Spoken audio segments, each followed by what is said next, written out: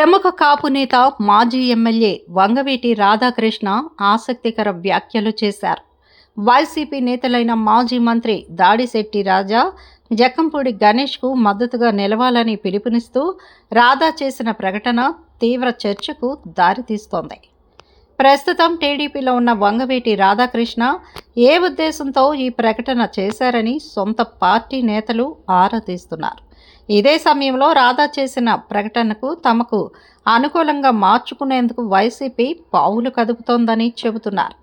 ఇక కాకినాడ జిల్లా తుని మండలంలో వంగవీటి మోహన్ రంగ విగ్రహావిష్కరణ సందర్భంగా రాధాకృష్ణ ఈ ప్రకటన చేయడం ప్రాధాన్యతని సంతరించుకుంది.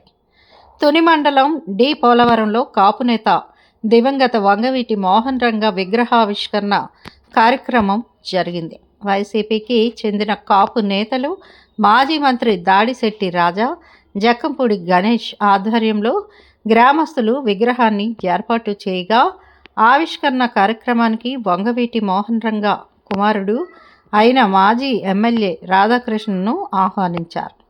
ఈ కార్యక్రమానికి రాధా రాగా కాపు నేతలు, కార్యకర్తలు, రంగ అభిమానులు భారీగా స్వాగతం పలికారు. ఈ సందర్భంగా రాధాకృష్ణ చేసిన వ్యాఖ్యలు టీడీపీలో కలకలం రేపాయని తెలుస్తోంది. రంగా విగ్రహ ఆవిష్కరణ అనంతరం సభలో మాట్లాడిన రాధాకృష్ణ తన తండ్రి విగ్రహాన్ని ఏర్పాటు చేయడంపై ఆనందాన్ని వ్యక్తం చేశారు. ఇలాంటి కార్యక్రమాలు చేస్తున్న దాడిశెట్టి రాజా, జక్కంపూడి గణేష్కు మద్దతుగా నిలవాలని ఆయన పిలుపునిచ్చారు. వారు బలంగా ఉంటేనే సమస్యలు పరిష్కారం అవుతాయని వ్యాఖ్యానించారు. దాడిశెట్టి రాజా వైసీపీకి చెందిన తుని మాజీ ఎమ్మెల్యే.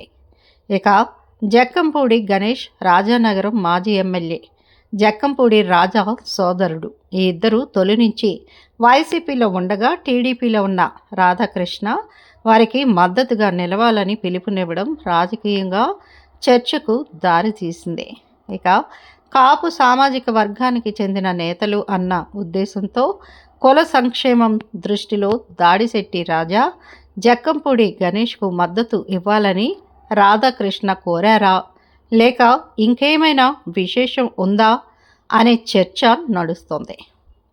ఇక వైసీపీలో ఇమడలేక టీడీపీలోకి వచ్చిన వంగవీటి రాధాకృష్ణ ఇక్కడ కూడా పార్టీలో ఇమడలేకపోతున్నారా, సరైన గుర్తింపు దక్కడం లేదన్న అసంతృప్తితో ఉన్నారా అంటూ కార్యకర్తలు ఆరా తీస్తున్నారట. తన అసంతృప్తిని తెలియజేయడానికి ఇలాంటి వ్యాఖ్యలు చేశారేమోనని వ్యాఖ్యానిస్తున్నారు. నామినేటెడ్ పదవిని ఆశిస్తున్న రాధాకృష్ణ అధిష్టానాన్ని ఒత్తిడికి గురి చేయడానికి ఏమైనా వ్యూహాన్ని ఎంచుకున్నారా అనే అనుమానాలు కూడా వ్యక్తమవుతున్నాయి.